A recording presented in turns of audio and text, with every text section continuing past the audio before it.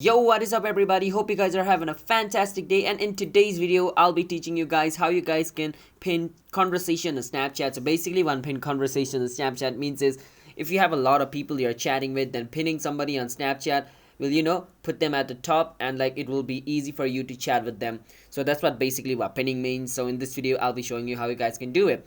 So before I start this video, be sure to hit that like and subscribe button with notification on so you guys can get notified once our new video releases.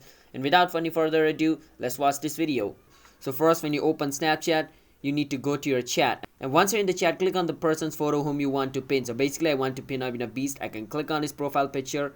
Now over here I can click on this three dot at the top. Once I click on this three dot, this menu opens. And once this menu opens, I can click on pin conversation over here.